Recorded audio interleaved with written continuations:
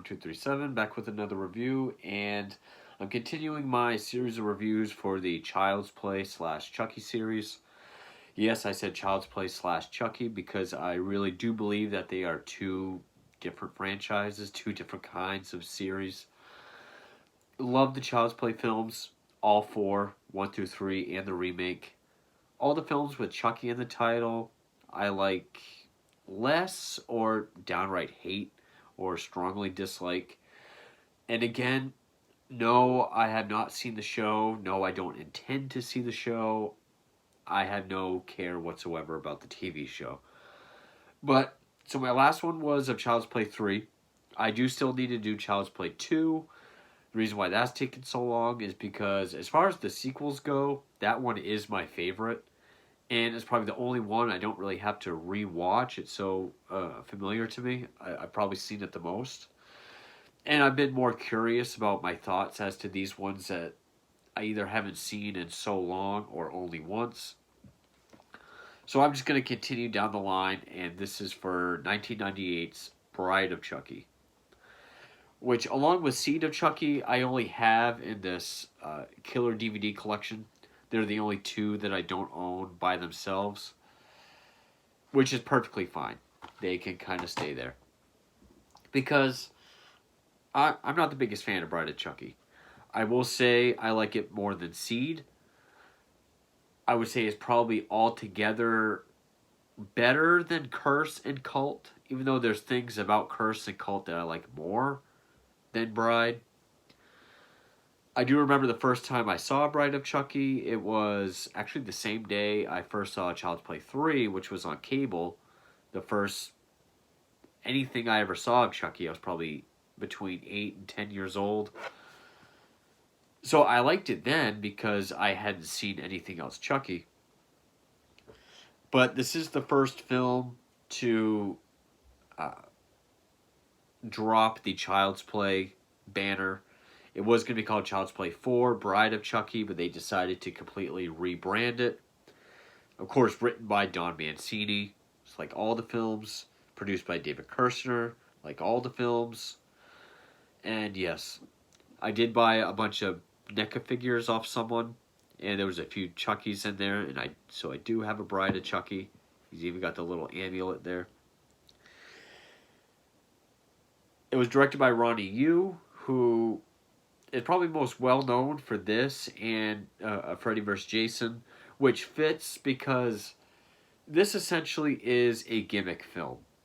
And I think this movie would have worked so much better if this had just been a one-off idea. Have Jennifer Tilly in this movie only, because I do not like the character of Tiffany at all. And I think she gets worse in every movie. Every time I see her, she gets worse. I would say Bride is probably the best iteration of the Tiffany character. I've never really been a big fan of Jennifer Tilly as an actress anyway, save for maybe Liar Liar and as Bonnie on Family Guy, I guess. But I mean, she works for this. She's not quite fully annoying and just a detriment to the series as much in this film. While Child's Play 3 had some humor, this one is straight up horror comedy. And you could argue it's because of the success of Scream and Scream 2. In reality, slasher films were being self-referential all the way back to the mid-'80s. I mean, Slaughter High has a bunch of self-referential jokes and nods. But here, I mean, even the cover, direct reference to Scream 2. There is a bunch of jokes and nods throughout this film, which I'll get to.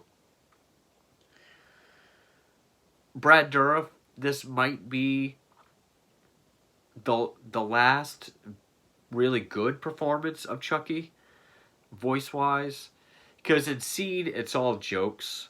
And I really don't remember him having much of anything to do in Curse and Cult, to be honest. But you also have Nick Stable and Katherine Heigl. They're kind of our leads to follow as Jade and Jesse. Katherine Heigl, I've never liked. No matter what to me, she always just plays a bitch. And I know she's kind of known to be that in real life anyway. But here, I don't find her likable at all in this film. Uh, John Ritter has a bit supporting role. It's always great to see John Ritter. May he rest in peace. But he's kind of the series prerequisite deplorable D-bag. Just the worst person that you just love to hate. Well, him and his kind of a deputy there or whatever. You get an appearance by Alexis Arquette, but this is when I think he was still Alex.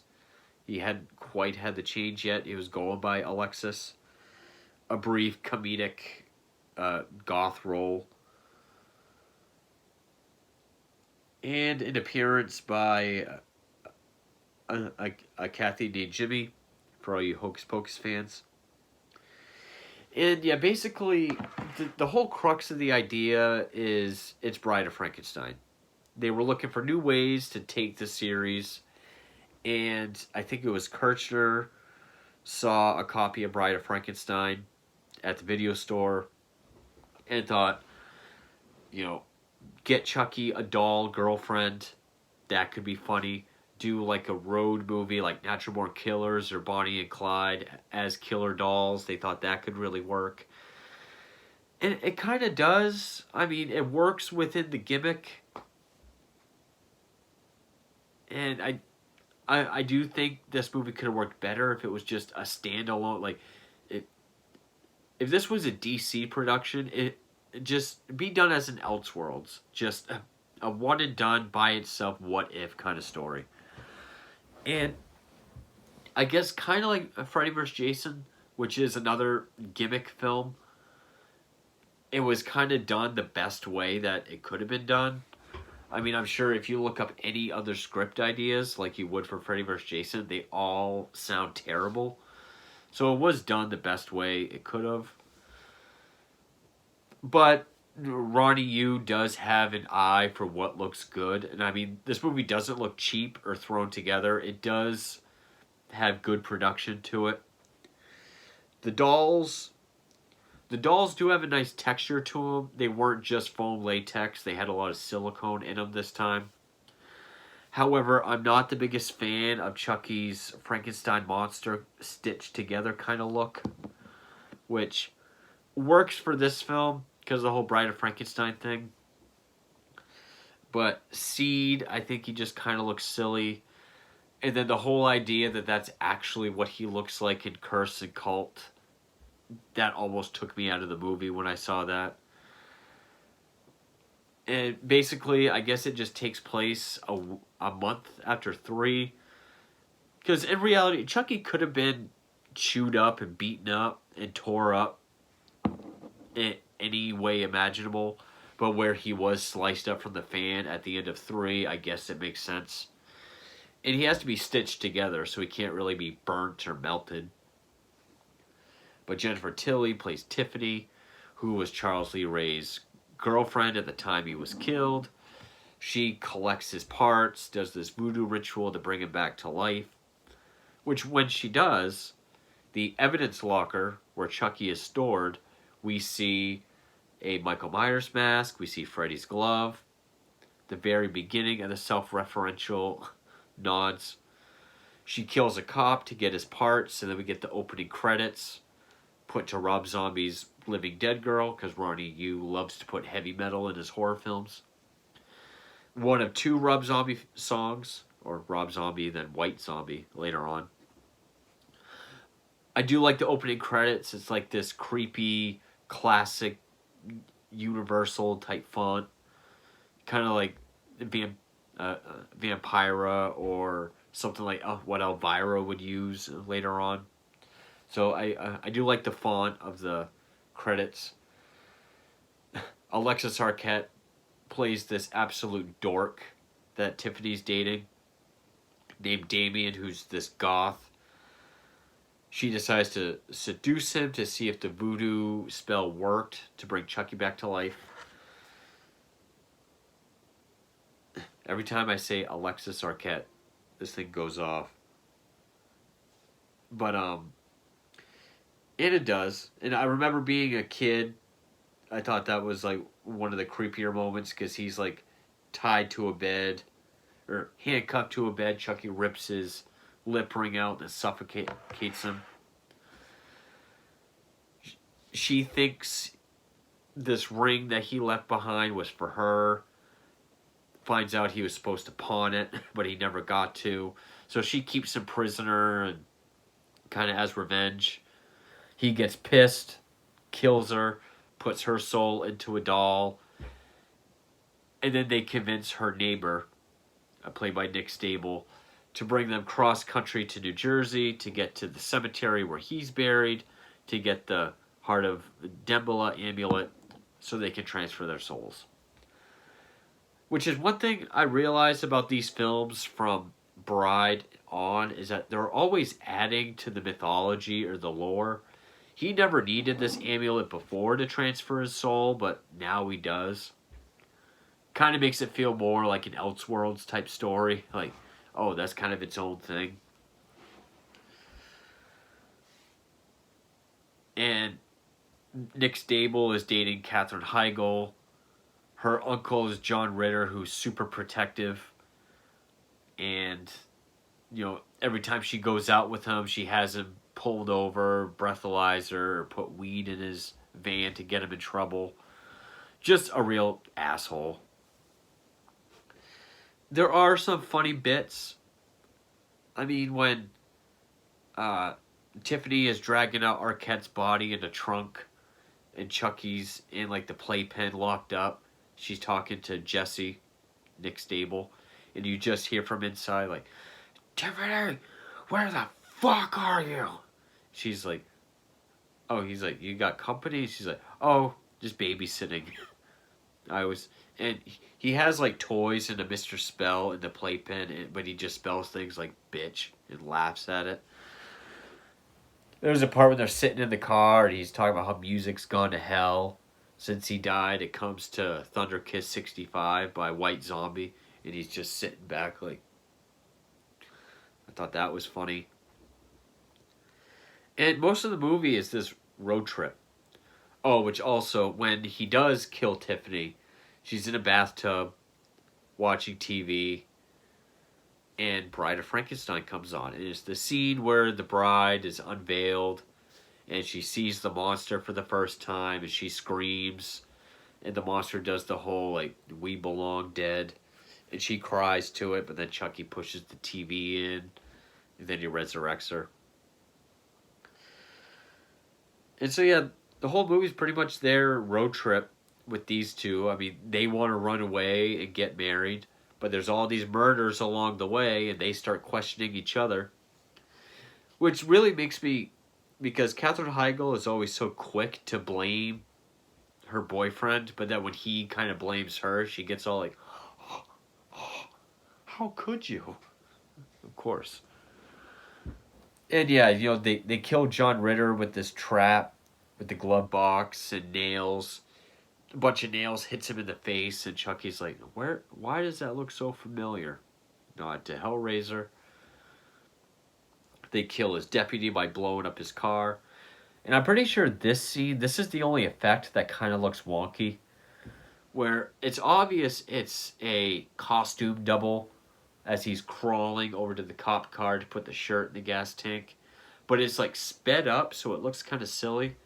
I know they had costume doubles for the end sequence at the graveyard. There is the funny scene where he's crawling, he sees the stoner smoking weed, he just goes, he's like, rude doll. Of course, there's the scene they do elope, and they go to this honeymoon suite where there's these swinging honeymooners that rob them. Tiffany has this really cool kill. Unfortunately, they would copy it in Cult of Chucky, where they're getting intimate. There's a mirror up on the ceiling. Tiffany takes a champagne bottle and throws it, breaks the mirror. All the glass comes down, stabs him, breaks the waterbed. And this was a joke I kind of found funny. This is when Chucky proposes. And he has to bite the ring off the other bride's finger.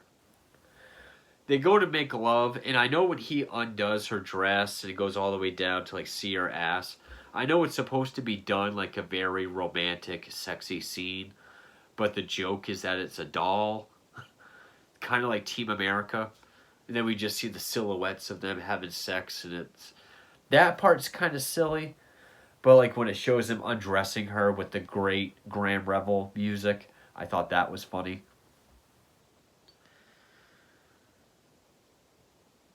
And Jesse and Jade have this one. I think he's like the gay friend who's always giving advice. He shows up to help them because they're wanted for all these murders along the way. He finds John Ritter's nailed body in the van. That's when they come to life and everyone sees what's going on. The friend steps out into traffic, gets hit by a truck. They steal an RV. There is the joke where they're holding guns on him. And Jesse's like, how'd you guys end up like this? And he's like, well, it's a long story. In fact, if it were a movie, it'd take 3 or 4 sequels just to do it justice. Which this is the 4th movie. They steal an RV, and this was a part that I thought was actually kind of creepy and kind of worked. Which, and this RV is an obvious set. I traveled with my grandparents a lot as a kid, and in an RV, these RVs do not have that much room. They are narrow as fuck. Katherine Heigl is tied up. Tiffany's doing her makeup like hers. Chucky's riding up front with Jesse. Tiffany's cooking. She's baking cookies. And she goes to get like a towel out of the closet. And there's this elderly couple dead, kind of leaning on each other. And she kind of does this, oh, excuse me. Do, do, do, do, do, do. But there's like this very kind of music box, creepy music playing. So it's almost like this idealistic, almost portraying it like this perfect idealistic life, but as creepy as possible. And then Jesse and Jade are able to turn them against each other, with Jesse telling Chucky that, oh, she's not much of a housekeeper. And she says, the least he could do is clean the dishes. There's also the line, Tiffany says, what would Martha Stewart do? Who the fuck is Martha Stewart? And then when she gets mad at him for not doing the dishes, like, oh, what would Martha Stewart say? Fuck Martha Stewart. And then you get the fight where, they kick Tiffany in the oven, RV crashes.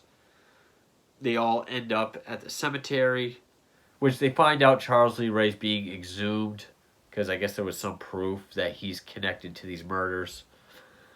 Whatever. So they get there, and Chucky is able to get the amulet, but he's knocked into the grave hole.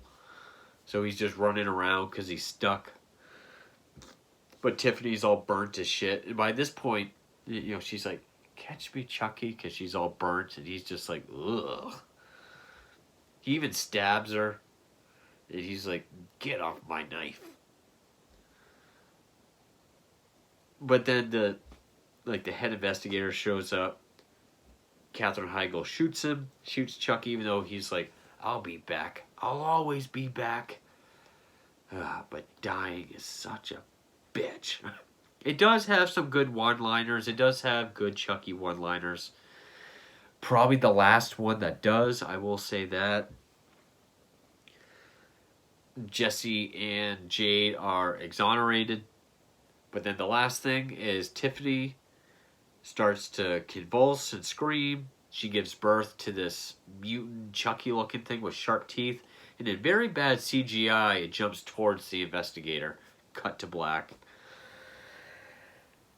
I mean, this movie works as good as it can. I just really wish this wasn't the accelerated direction of the series. Seed of Chucky I hate the most.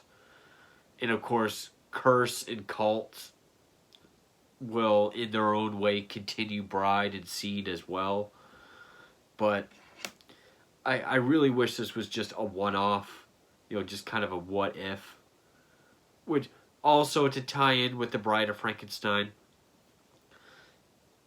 before Chucky falls into the grave, Tiffany asks for one last kiss, and then she stabs him, which she says, like the "we belong dead" from Bride of Frankenstein. So it does come kind of full circle. It's not a full-on parody of Bride of Frankenstein, which I appreciate. It is more of like a Scream kind of referential of all horror, I guess, mainly the big ones. There's not really any obscure jokes in it at all. And one thing I do think does work is the fact that they did decide to go full-on horror comedy. Because if they tried to play it straight, I think this movie would have just been laughably bad, and it would have been unintentionally funny, and it would have fallen apart even more. So they did make the right decision to go, half comedy. The way they decided to make it, Bride of Frankenstein meets like a road killer couple movie like Natural Born Killers or Bonnie and Clyde. I think that works. No matter the numerous ways they could have done a Bride of Chucky, this probably was the best way that they could have. Just, I don't think it quite holds up as much. If you are able to just isolate it and watch it by itself, I do think it holds more water than as an installation of the series. This is the best movie with Tiffany, but that's not saying much. Both Jennifer Tilly in person, also the look of the doll, and just her voiceover performance is all the best as far as the ones she's in. Brad Dourif, I mean, he's good in Seed of Chucky, but they definitely go full-on comedy with him. He's still the vulgar one-liner killer in this one. Probably the last one to really do that.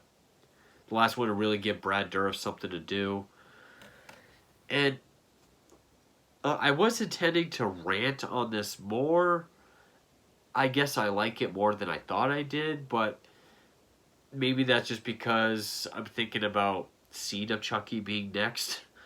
And I can't honestly call myself a fan of this film. I guess ultimately it's not as bad as I thought it was, but it's still not that great. I can't call myself a fan of it. I can't say I like it, but it's not as bad as I remembered or always think it is. But yeah, that's Bride of Chucky, and next I'll get to Seed of Chucky. So thank you for watching.